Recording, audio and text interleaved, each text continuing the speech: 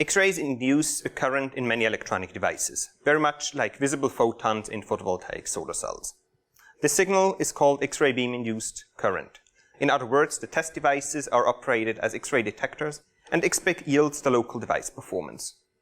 XBIC combines the high spatial resolution of electron beam-induced current with the high penetration depth of laser beam-induced current. This combination yields the local performance even in buried structures like in encapsulated solar cells with high resolution.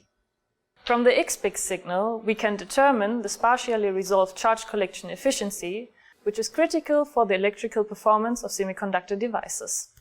So in principle, XBIC measurements can be performed on all systems that show electrical response on X-rays, such as solar cells, X-ray detectors, or nanowires from semiconductors. Taking XBIC measurements is actually surprisingly simple if you follow the signal path from the device to the amplifiers and the data acquisition.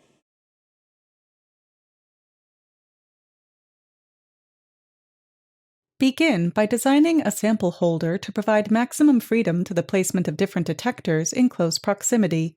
Set the sample holder onto a kinematic base to allow easy repositioning of samples with micrometer position.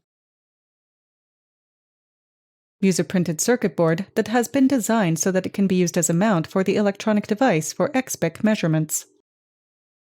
Next, glue the electronic device to be tested onto the printed circuit board.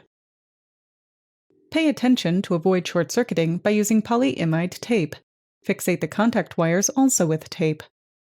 Connect the upstream contact that is facing the incident X-ray beam with the shield of the coaxial cable.